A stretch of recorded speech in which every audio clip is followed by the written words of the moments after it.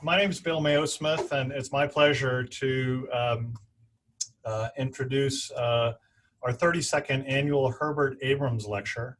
And I'll be talking a little bit about Herb Abrams, and then we'll be talking about our distinguished speaker today, who's Dr. Joseph Ferrucci.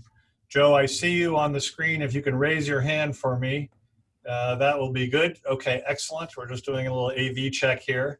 And then Joe's AV guy, Tom, at UMass is going to unmute him and share the screen when the time is right, but not yet.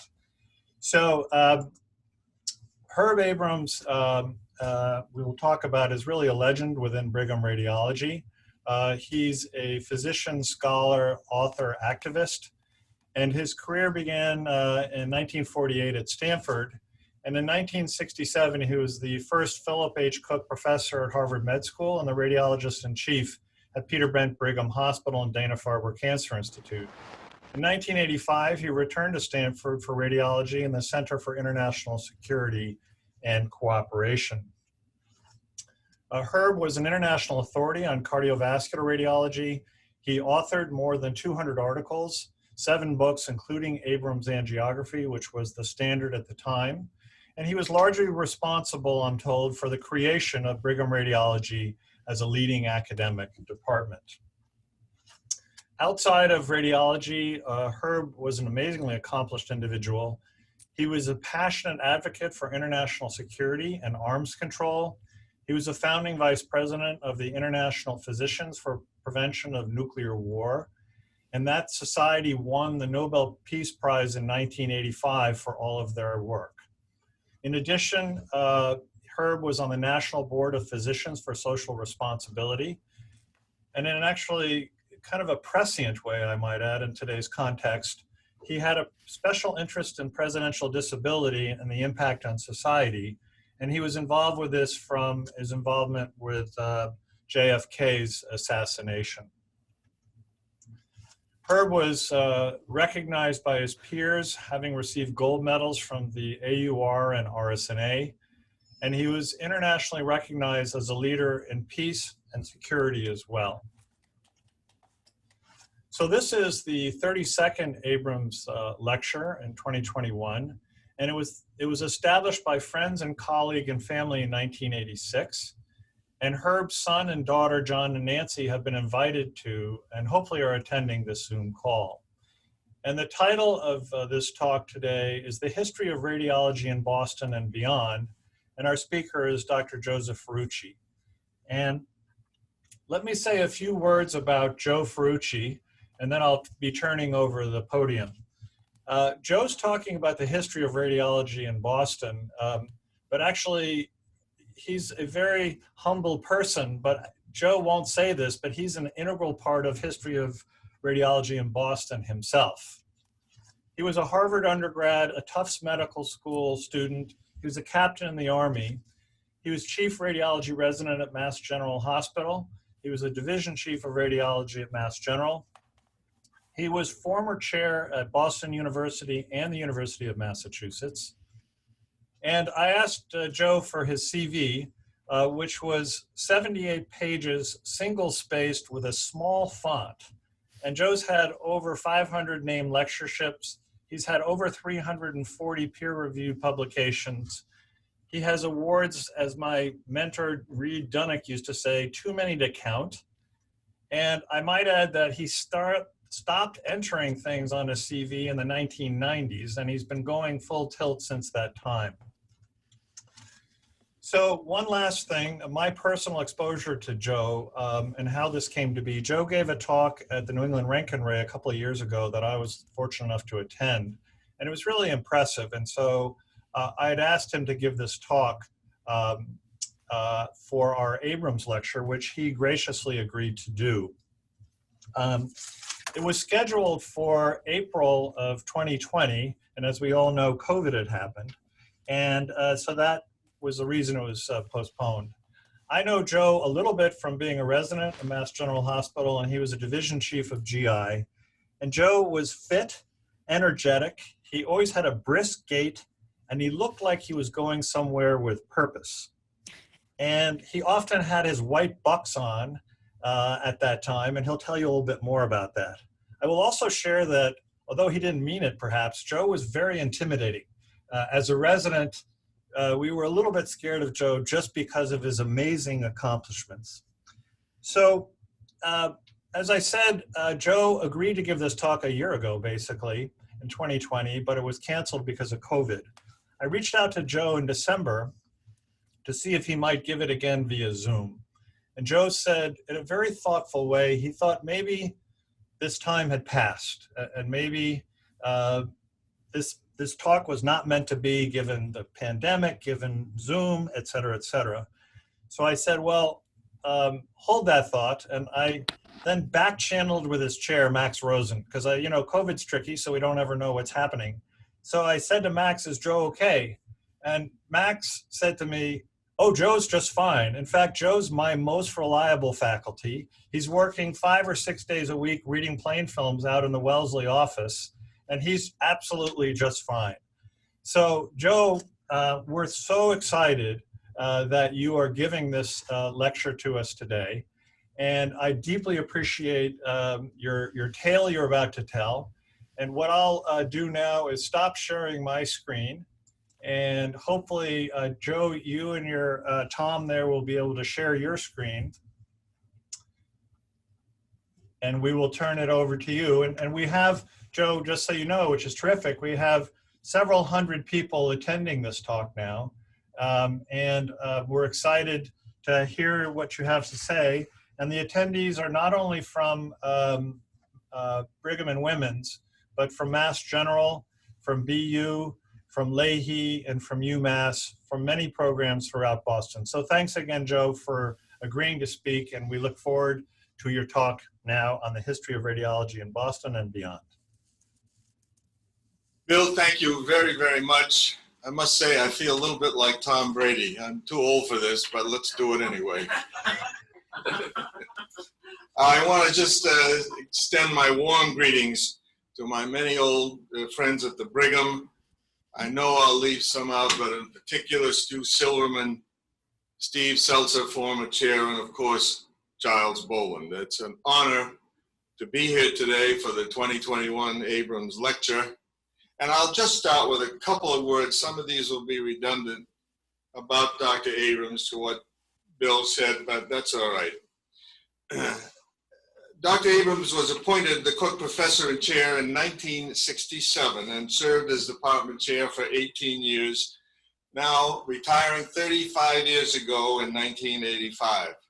As Bill indicated, I was across town, of course, at the MGH for all those years, but I remember him very vividly and very much as a figure bigger than life.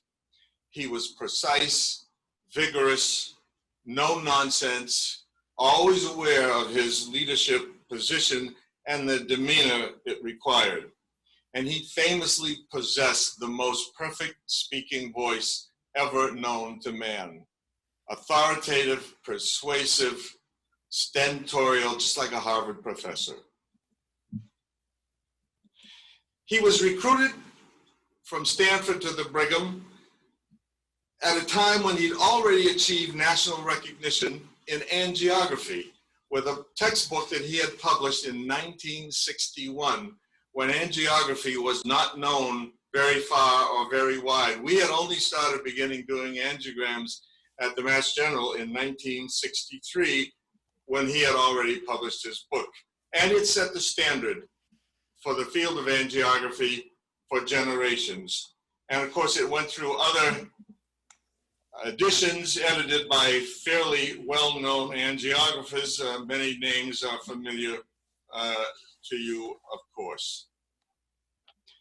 And as Bill said, back in retirement in Palo Alto, he continued his remarkable intellectual energy. And in those years, those were the Cold War years, maybe partly because of the Chernobyl disaster, he became very active in social political affairs related to nuclear weapons. There were a number of physicians in the Boston area, especially the Harvard teaching hospitals, with whom he associated, and he sort of was the leader, even though he was still in retirement. He framed his concerns about low-level ionizing radiation as a radiologist and things where radiologists ought to be or are knowledgeable. I have one other little anecdote about Dr. Abrams, a personal one that was sort of interesting. The other named lecture that you have here at the Brigham, is the Sossman Lecture, which I was invited to give in 2004. And I mention this because at the time, Dr. Abrams was still on site as chair emeritus, and he was the host for my talk that day. And I'll never forget his introduction to my talk. His introduction went on for 5 minutes. My topic was radiology of the esophagus, a field in which he really had no clinical credentials, but he wanted to make me feel good. And so he set the stage, summarized the field, underscored the importance of the barium swallow in symptoms such as chest pain, difficulty swallowing, put it in perspective with other techniques such as CT scanning and endoscopy, and outlined a strategy for patient management. End of story. And whenever he talked, it was always the final word. And when he was done with his introduction, there was nothing more for me to say, but I got up and gave my talk anyway. So now for the talk today, and just as Bill mentioned, a little bit about the background. And this talk came about almost 3 years ago now, when the New England Roentgen Ray Society was planning its centennial celebration. Let me go back, sorry. At the time, it was Max Rosen, my chairman, who was the president-elect of the Roentgen Ray, who was obviously very much involved in planning the centennial event. And he had invited me because of my age, I suppose, to perhaps give a talk. And because he was my chairman, of course, I said yes, yes, yes. To be honest, my first thought was that the audience at the Roentgen Ray would be mainly residents, and the younger generation probably would have a pretty short attention span when it came to things about the past. I mean, history is history. Sometimes it's interesting, sometimes it isn't. But I thought it's probably not a bad idea to have a little idea of what your forefathers thought, what they did, or to imagine what it might have been like back then. The people, mainly the leaders, the technologies, the discoveries, and some of the stories. It won't surprise you to learn that there really is a wonderful story to tell about radiology. This magnificent illustrated history was published over 25 years ago, roughly 1995, at the time of the centennial celebration of Roentgen's discovery of the X-ray in 1895. And it's fascinating to leaf through some of the illustrations and photos of our predecessors and their technology. Names like Bucky, Eastman, Westinghouse, Picker. Not to mention that the editor or author of this book, Ron Eisenberg, was a resident with me back at the MGH in the 1970s. So I'm not really a historian, just an old guy, but in the next couple of minutes, I'll give you a few little stories of my own. My original title, 50 Years of Radiology in Boston, was subtitled Red Goggles. And in fact, just as an aside, 50 years understates the case a little bit, because my earliest recollections of radiology go back further than that, indeed to my childhood. As a 10-year-old in the mid-1940s, seeing my father, who was also a radiologist, get into his car and drive to the hospital wearing his red goggles. So if my math is correct, that's a history of radiology in Boston for 70 years. So what about the red goggles as part of the history of radiology? In the very beginning, fluoroscopy was the exciting thing. You could see a living, breathing patient, really much more interesting than static X-rays. But the images were faint, and the examination had to be performed in total darkness. And that really was still the case in fluoroscopy rooms up until the 60s. A fluorescent screen with green, yellow light. So in order to give yourself an advantage to see detail in the dark, you had to dark adapt the rods in your retina, which had better sensitivity for low-level light. And forget about all the details there. This is just to show the red goggles. I wore red goggles myself at the MGH in the early 60s. And I'll tell you something else. Like the interns and residents in medicine today who wear their stethoscopes around their necks to show that they're doctors, we wore our red goggles to the cafeteria so everybody knew who we were.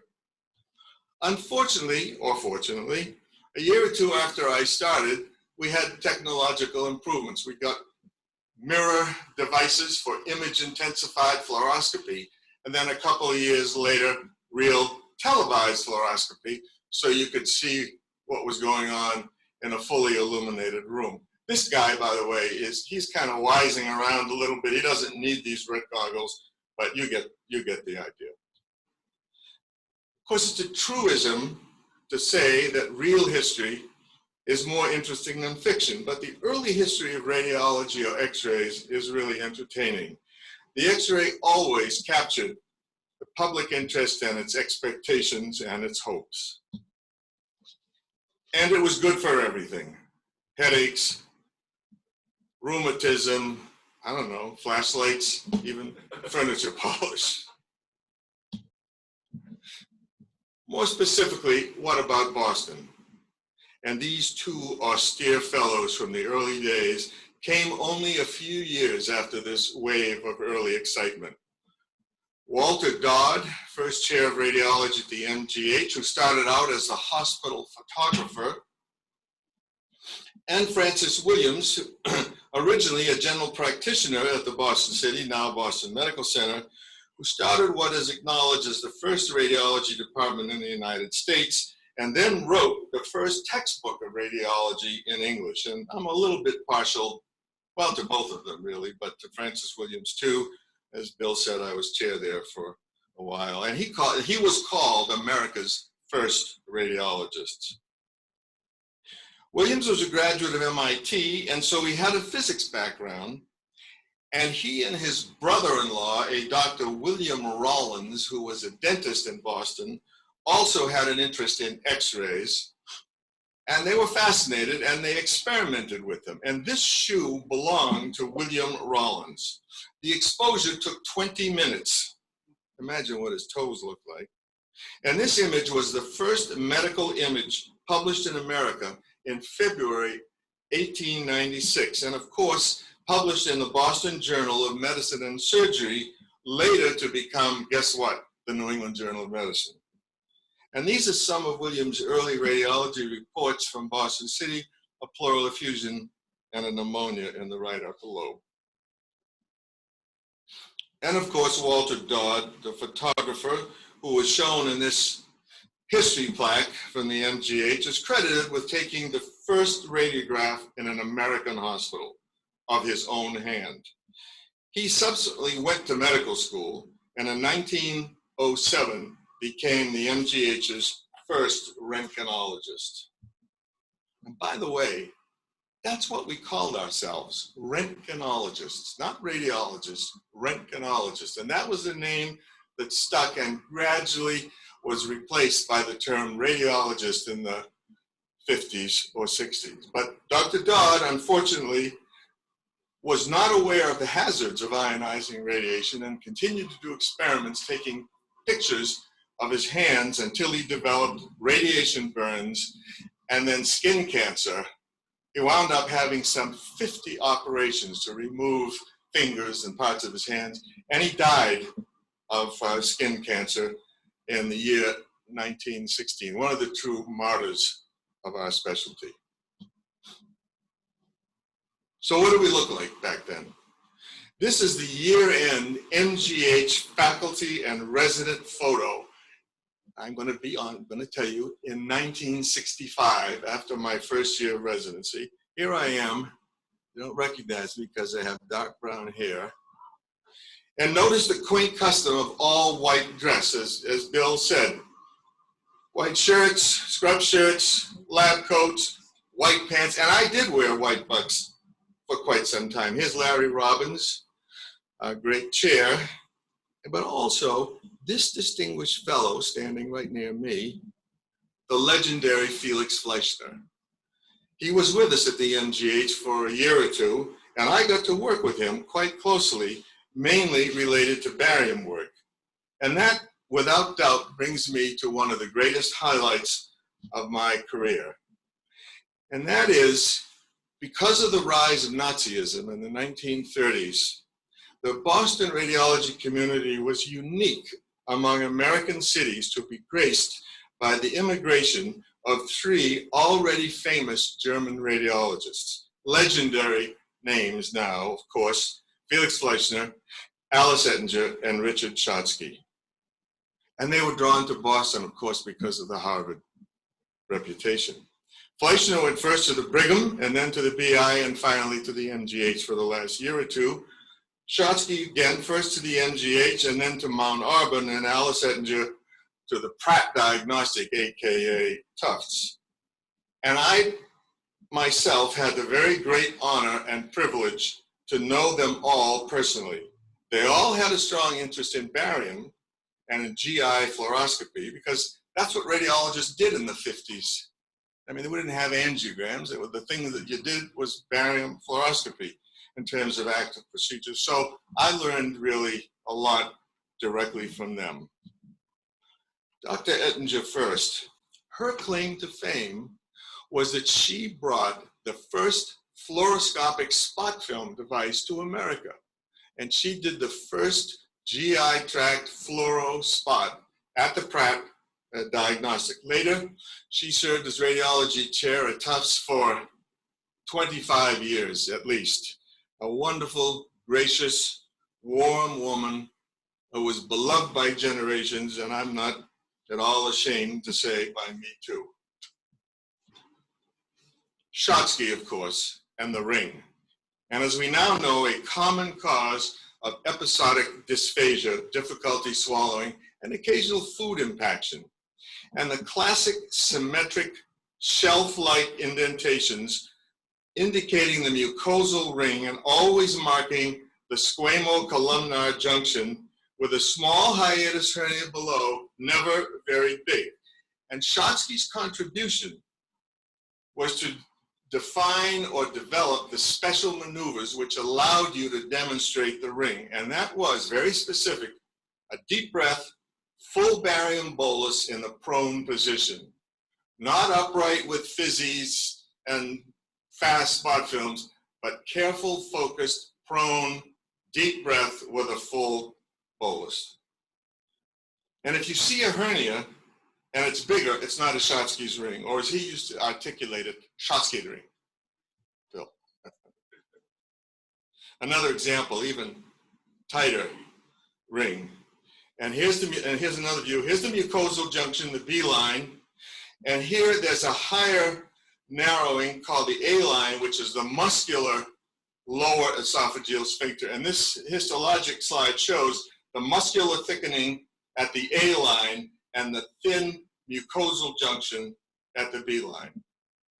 And you have to work for the Schottky ring. Here's 6 images, only 2 of them really show it, and distension is the key, and this is very treatable by endoscopic dilatation. And then finally, Fleischner, who, although the chest people named a society after him, we knew him more for his interest in barium, in particular colonic diverticulosis, and especially its precursor, muscular hypertrophy, because of the high pressures of the Western diet, which he termed myocosis, or muscular hypertrophy. In this case, there's a perforation and a pericolonic diverticular sinus tract, but I'm showing this just to show the hypertrophy walls of myocosis for Fleischner.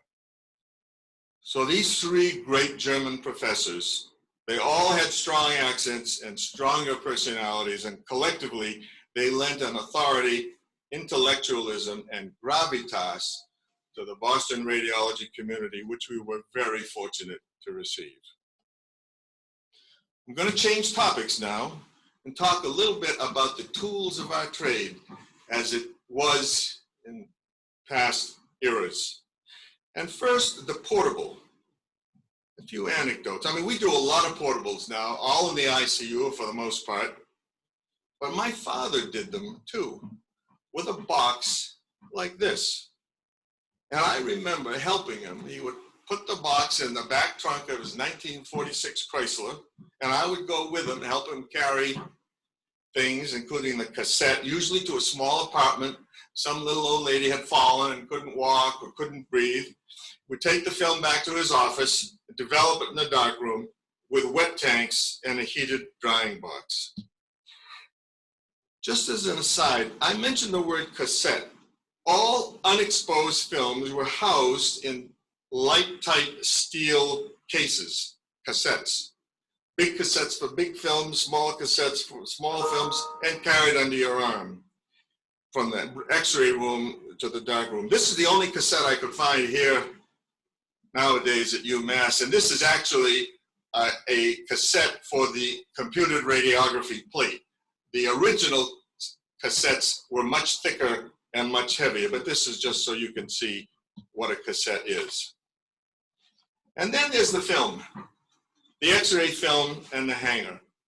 Here's a film, and I bet nobody in this audience, except a couple of the old timers sitting here live, has ever seen a real film or a real film being developed. And this is what it was.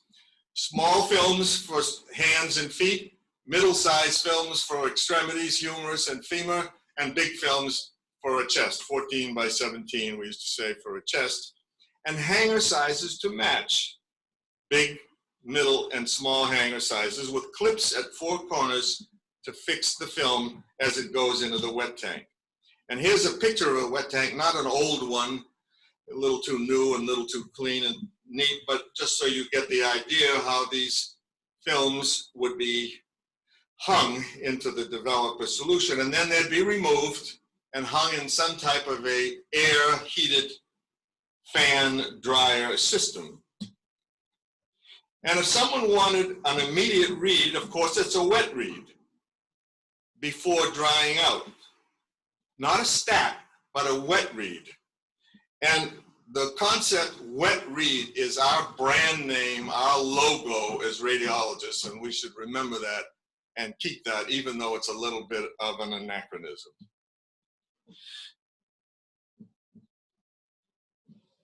And then each film hung individually on a view box with a radiologist, sometimes with a live transcriptionist, and then later with a plastic disc or a microphone for the interpretation.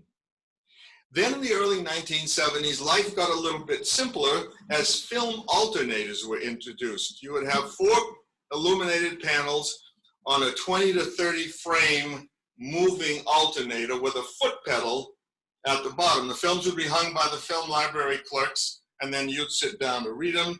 And guess who this is? Roughly 25 years ago at Boston University. I could read chess films even then, Max.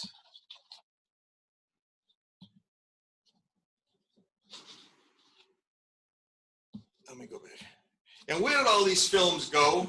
Well, of course, they went to the file room. That's what we used to call it. The politically correct term now is the film library.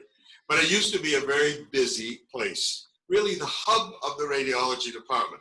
Clinicians would come to the department. They'd have to go to the file room to get their films.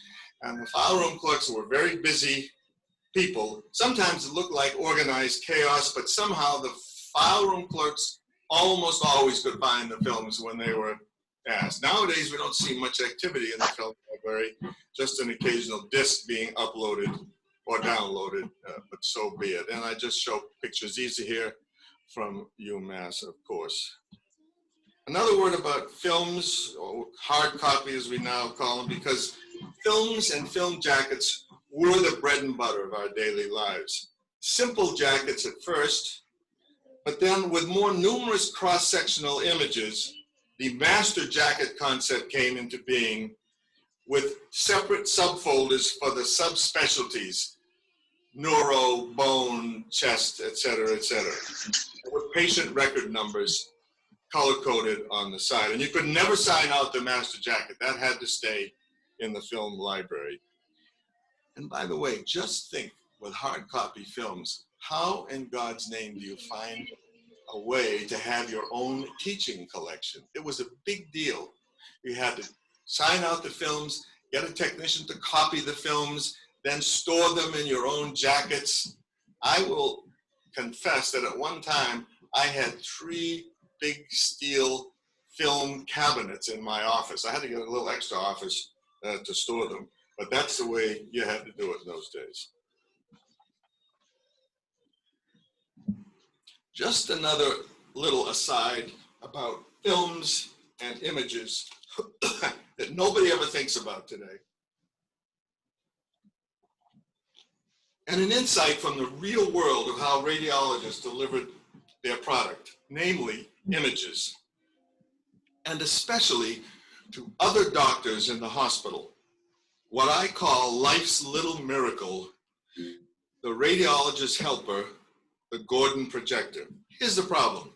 When everything was on hard copy, conventional film, how do you demonstrate an X-ray finding to a big audience?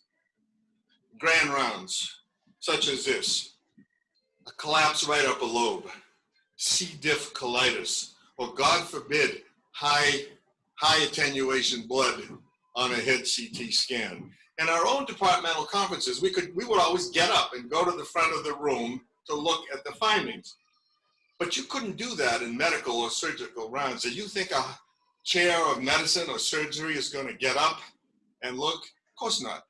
So your descriptions go over their heads. They don't see what you're talking about. I don't mean to be negative, but if they can't see it, it's not that important. This Gordon projector was the solution. You put the film on the glass and it magnified the image and projected it up onto a screen behind the podium. Now everybody can see what you're talking about. They listen to you. They see what you see. You become all of a sudden the answer man, the teacher, and more important. I mean, fully digital imaging and PACS and all that stuff with multiplanar imaging and movie loops didn't come along for another 30 years. Nowadays, our image products sell themselves. But this was a real technology problem and a breakthrough, and never given enough credit. Change of pace. A couple more people, figures from the past. First, my great chairs at the MGH. Larry Robbins, who served for over 25 years, understated Vermonter, tower of integrity, national leader as well, and beloved by generations, despite being somewhat regal and formal.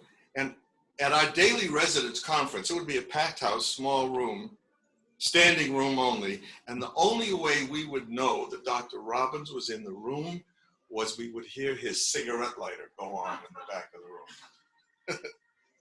And of course, Juan Taveras, who came to the MGH in 1970 by way of the Neurological Institute in New York City, where he was credited with launching the first subspecialty of radiology, namely neuroradiology, still maybe the classic radiologic subspecialty. He wrote the classic textbook and launched the American Journal of Neuroradiology and was generally credited with being the father of neuroradiology.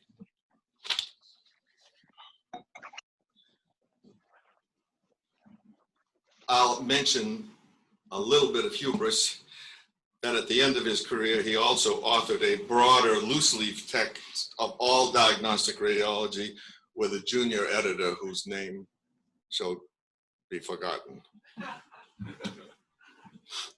Great chiefs at the Brigham, not to be outdone. Merrill Sossman, who legend has it, famously titillated the Brigham clinicians. Everybody knows this story, but I had to tell it. by placing in the middle of his department a glass case with a stethoscope in it and a placard reading "stethoscope, an obsolete medical device." And other Brigham chiefs, James Daly before him, and Abrams, Dave Levin, who was an interim chair, Len Holman, our own Steve Seltzer, and of course, Giles Boland. Great contributors, leaders, and figures of Boston and American radiology. A couple of other great leaders in Boston radiology from the 70s and 80s, both consummate politicians in the good sense.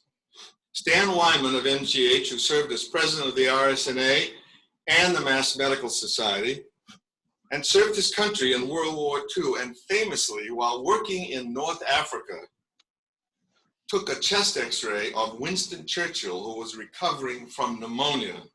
And Stan proudly hung that film in the MGH hallway for years. I have no idea whatever happened to it or where it is now, but he did it. And not to be outdone for a nanosecond, Bob Wise, the suave and sophisticated pioneer in biliary tract imaging, who was chairman at the Leahy Clinic and also president of the RSNA, and served as CEO of the whole Leahy medical system for over 20 years, leading its move from the Back Bay, Harvard area out to its big campus in Burlington on Route 128. And last in my Boston Radiology Hall of Fame, but not least, Harry Mellons, also of the Brigham, who came to Boston after being chair at Downstate in New York to work as vice chair with Dr. Abrams, and whose reflections on what it means to be a radiologist should hang in every reading room. It is in ours. What is a radiologist?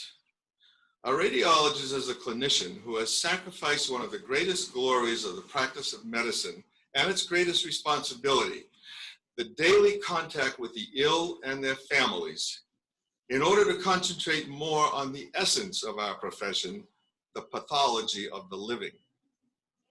This he sees through the medium of shadows, which has left him open to the charge of not quite being a real clinician. But shadows are real. Seeing is done with the mind. The camera does not see, it records. The clinician at the bedside sees the patient and imagines the lesion. The radiologist sees the lesion and imagines the patient. To me, that's the Gettysburg Address of radiology. And by the way, while we're talking about Brigham traditions and history, I couldn't forgive myself if I didn't acknowledge notable Brigham alumni, residents mainly, with whom I've had a personal connection. Close personal friend was Bob Burke, who ultimately served as chair at University of California, San Diego, and for at least 10 years was editor of the American Journal of Röntgenology. Joachim Berheni, chair at the University of Vancouver, early biliary interventional radiologist and famed for his development of the technique for retracting retained common duct stones through a T-tube. He taught me how to do it, actually, and I did probably 100 of them over my 25 years at the MGH. And then two others from the Brigham who actually covered my father's office as residents or alumni. Jim Pochin, who became chair at Michigan State and was an early proponent of nuclear medicine as a separate specialty, and Norm Sadowski, chair of the Faulkner Hospital Radiology and founder of the famous Sagoff Center, and a very distinguished mammographer. So that's all for the history, the old people, as my family calls them, and me. So we come now to the modern area just for the closing 10 or 15 minutes. I won't dwell on very long, just to mention the CAT scan, invented in 1973, for which Godfrey Hounsfield at the Atkinson-Morley won a Nobel Prize. And I mention this only because the first one installed in the United States was by Juan Taveras, who put a head CT scanner at the MGH in 1976. Now, the dirty little secret is the Mayo Clinic got those maybe a week ahead of us, but we don't mention Mayo Clinic. And then soon after, MRI or NMR and 2 more Nobels by Peter Mansfield and Paul Lauterbur. And by the way, NMR stands for nuclear magnetic resonance. But the word nuclear scared some of the weak hearts that an ultimate meaning of NMR soon circulated: no more radiology.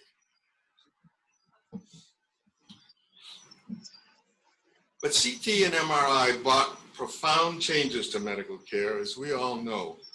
One of them was to let businessmen into the financing of imaging technology, and that was okay. The first application was mobile vans with CT scanners on board and later MRI systems, and this was good because small hospitals, especially in rural locations, couldn't initially afford a fixed unit, but they now get this service and everybody benefit. Although there were some who never liked the idea of businessmen buying machines and profiting from imaging services, but so be it. And if anybody wants to talk about it, we'll have to get a couple of 6-packs. But because the CAT scan soon proved so vital, especially in acute care diagnosis, appendicitis, pulmonary embolism, for example, became CT diagnoses as much as clinical diagnosis, not to mention stroke, trauma, oncology, spawning. Oh, and of course, all of this was available 7/24, spawning this whole new subspecialty of emergency radiology and a new bird, the nighthawk. Who'd have thunk? And there was a positive impact to these new modalities. As cross-sectional imaging became adopted, the new was better than the old, and some things were quickly phased out and lost. I remember at the NGH in the 70s doing a dozen or more IVPs a day and almost as many oral cholecystograms, and we had a whole section of GU radiology. All they did was IVPs and nephrotomograms looking for renal masses. But we lost a lot, as you can see, but we gained a lot. And I must say, these new modalities did for us an enormous benefit in terms of the prestige of radiologists. We now had the answer, and certainly, as I mentioned, revolutionized the practice of many subspecialties of medicine, including emergency medicine. And I have one little favorite anecdote about this. I remember well, one senior surgeon at BU, after I reviewed a positive appendix CT scan with him, chastising me, and I was chairman, chastising me because he didn't operate on x-rays. Didn't operate on x-rays. He would go and put his hand on the boy's belly, put on a stern face, talk to the parents, and he would make the decision. But within a year or two after that boast, he no longer booked the OR to remove the appendix until we had read the CT scan. The clinicians didn't necessarily like it.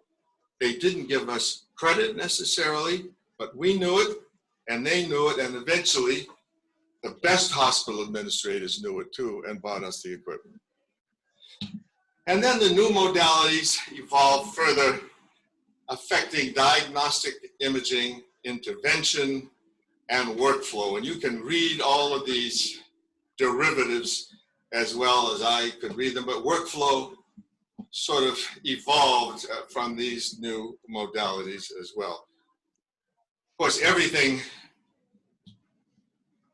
continued to evolve in terms of the era of electronic imaging, where not only did we have CT scans and MRI on workstations, but now we had film in terms of computed radiography and digital radiography and everything on picture archiving and communication systems. And if you went to the RSNA at the year 2000, that's all you heard was PACS. If you go now, it's AI, but it was the same technology wave and how people assessed it and adopted it. And I'll skip the rest of that. Let me now go to the last topic And that is basically to what I did in my own formative years, because I was primarily a barium guy, a GI radiologist. It's something we pretty much lost. This was the title slide of a refresher course I first gave in the 1980s at the American Roentgen Ray, and I called it Paradise Lost. It took longer for barium to disappear completely, but it did, because of the combination of the new modalities, endoscopy, and new medical treatments, especially for duodenal ulcer disease. But it happened. A few barium studies are still done, but I get the feeling we don't find much of interest anymore. For example, I don't think residents nowadays, many of them, have ever seen a GI tract cancer with the apple core, napkin ring, neoplasm, abrupt overhanging edges, destroyed mucosa, as in this esophageal cancer, or periampullary duodenal cancer, as opposed to the classic benign stricture, esophagus, for example, tapered, smooth. We used to diagnose these diseases every day, but no more. Or a gastric ulcer, classic benign gastric ulcer, with the radiating folds, crater projecting beyond the wall with the lucent margin, the Hampton's line, or the incisura on the opposite side, the greater curvature. Even better, a duodenal ulcer. Persistent collection of barium, no matter what you do, you can keep that crater filled with barium. With the surrounding edema, excuse me, radiating folds, and with more scarring, deformity. The small bowel was all about Crohn's disease. Skip areas, thick wall, ulceration, and of course, fistulae and sinus tracts, especially in the distal ileum, extending into the cecum. And then finally, the colon, the barium enema. Single contrast only up until the 1980s. We usually did them in the afternoon. I remember our list in the afternoon for one resident, 12, 13, 14 barium enemas to be done alone, you remember. We did them in the afternoon because the patient didn't have to be fasting. And the same number of GIs in the morning, 10, 12, 14. Think about that, one resident. And here, mild ulcerative colitis, distal colon. And with the barium enema, of course, colon cancer. Again, in the sigmoid, napkin ring lesion. Here's another one in the cecum with a classic napkin ring I show, but the typical cecal cancer is a fungating mass, not an annual lesion. But I showed this because it's such a nice example. Here you can see a more typical fungating neoplasm on the ileocecal valve with a double contrast. And with double contrast, the main goal, of course, was cancer and polyps, like this sessile 2 centimeter polyp with a puckered margin. And so these are 3 good signs of malignancy. It's sessile, it's 2 centimeters, and the base of the wall is puckered. All are signs of malignancy. But then we found a better way to detect colon cancer, CT colonography. Again, largely developed when I was at BU, and a much better competitor than the barium enema to colonoscopy. Here, a pedunculated polyp on the endoscopic view and on the cross-sectional view. And here, a cancer ulcerating obvious neoplasm. By the way, the barium enema did have one other little problem, and that was you had to worry about inserting the enema tip. And not always straightforward, especially in an elderly patient. Here's a rectal perforation with perirectal extravasation of barium contrast. And the bigger problem with barium enemas was the patient couldn't hold the enema. And the rule was you get 2 strikes, 2 tries to fill the colon, and then you quit. And the sign of a good busy radiologist was to come to noon conference with barium on their shoes. And I did that more than once. One final thought before we leave paradise.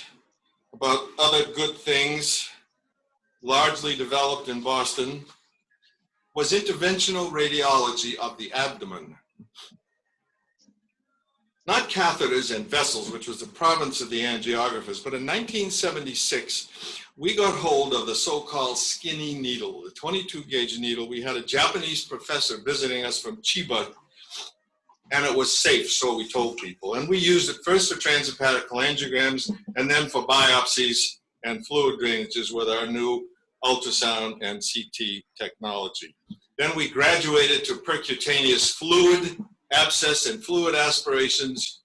Again, we eventually wound up using catheters to extract pus, which is a great boon for the general surgeons, trauma surgeons, and oncologists. And of course, we had books that define that as well. Here in 1981 with my co-conspirator, Jack Wittenberg, with a schema for biliary drainage and another one for percutaneous transcatheter Berheni stone extraction. And then a few years later, a second edition where we added, in addition to Jack Wittenberg, our colleagues Peter Mueller and Joe Simeone. I could only do 2 versions of this, not like Abrams angiography of 4. That was the best I could do. So in closing, I want to repeat my sincere thanks to Bill Mayo Smith for inviting me to do this little review, and to acknowledge the very good fortune of growing up in this unique mecca of Boston radiology, not exactly paradise lost. And finally, to say how proud I am of a distinguished radiologist father and an accomplished radiologist son, all Joe Ferrucci's. I'm truly blessed and grateful, and thank you very much. Well, Joe, you know, I'm sitting here in this talk in my office right now, hearing your talk, and people have been texting me, chatting with me in amazement, which I echo back to you. That's a brief history, and you understate, for those who are not, you know, the more junior members on these talks, Joe was actively involved in a lot of this, particularly the CT, particularly the intervention, and also the CT colonography. So Joe, I thank you, you know, so much for taking this talk. You're the consummate orator, and obviously you haven't lost a step. What I didn't say at the beginning of this whole thing was that Joe and I did a little bit of a practice session last week, because it turns out that this is Joe's first Zoom lecture. I hope it's okay, Joe, that I'm sharing that. Joe's first Zoom lecture is better than any lecture I would hope to have in person via Zoom or whatever technology comes next. My last one too.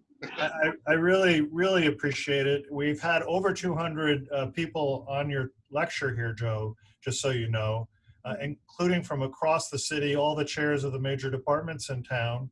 And I actually see that Alex Norbash has even dialed in from UCSD, who was your successor, as you know, at BU.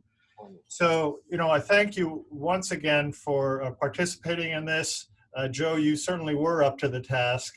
It's terrific. And I'm going to pass over the microphone here to Stephen Seltzer just for some closing comments, who is well known to you and also was chair in our department for 20 years for Stephen's comments. And again, thanks, Joe, and thanks to everyone for participating in this. It is a taped lecture. We're going to find a good spot to put it for people to refer back to, because this is one of the most interesting lectures I've ever heard. So thanks again from me, and Stephen, over to you for closing comments. Thanks, Bill. Hi, Steve. Thank you, Bill. Hi, Joe. So I had 2 comments and 1 question, so we could end up on a upbeat note. But first, I was going to give you the virtual round of applause, which you would have received if we'd been together in person, which was thank you so much for the lecture.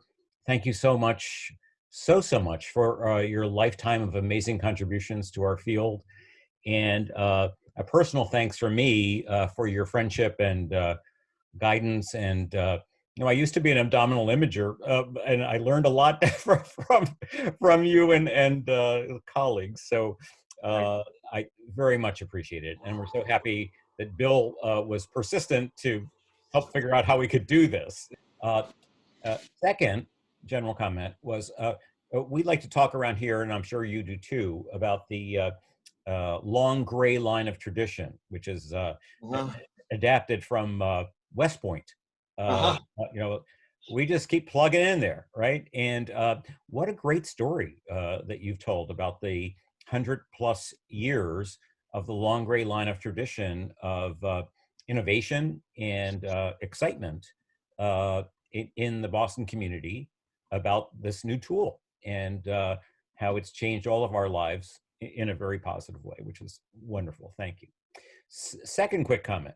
I noticed when you were talking about Herb Abrams, that you mentioned his, if I'm quoting you right, stentorial delivery. Yes. And I know Herb's family's on the call, so I hope I get this right. But there was a hereditary quality to that, Joe, that you might not know about. Herb's brother was an actor and TV performer, and had the stage name of Mason Adams. I'm looking at Nancy Abrams, and hopefully she'll raise her hand if I'm saying this wrong. And Mason was on many TV shows and did lots of voiceovers. And so this is something in the family that they all had this incredible oratorical skill. I'll tell you one quick little anecdote. Sure. One year, the American Red Beret met in Boston, okay. and they invited Dr. Abrams to give an opening honorary address. And my wife was with me and sat in the audience. And as usual, he was eloquent and brilliant. And halfway through it, she leaned over to me and whispered to me, she said, "What a voice he has. Why can't you ever talk like that?" I completely get it. I could not ever do it either. So let me ask you my one softball question, Yes. because I'd be interested in your perspective.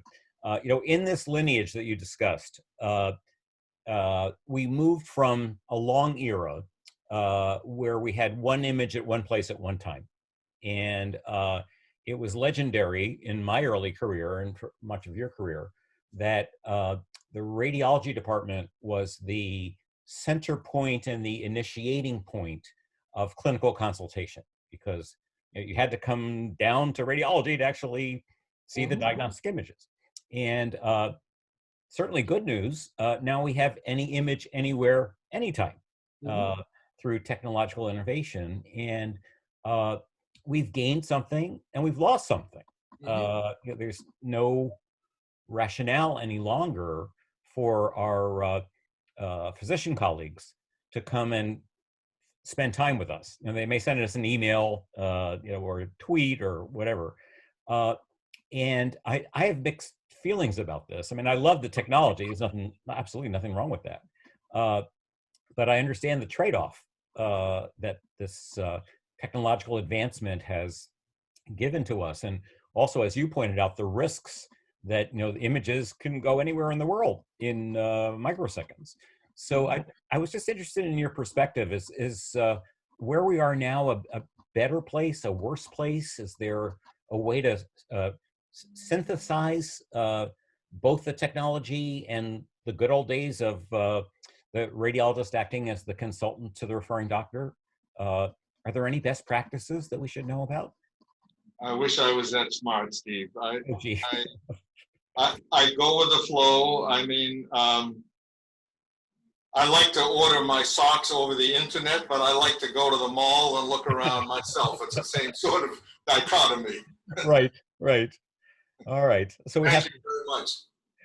We have to integrate technology in the most logical way and not throw out the good parts of the older era, if you will. Joe, thank you enough. Thank you, Stephen, for your comments. And Joe, again, thank you for this amazing talk. My chat function here is blowing up on the screen. Joe, with praise for you from all your colleagues from across the country. And as Alex Norbash summed it up, paradise found with Joe Ferrucci. So Joe, you're a legend to us all, and thanks for this amazing talk. I'm sure Max wants you to go back now to read some more plain film, so go to it, and you're an inspiration to all of us, and we hope that we move forward with the pandemic, and thanks to everyone for attending as well. Thanks very much, everybody. Bye-bye.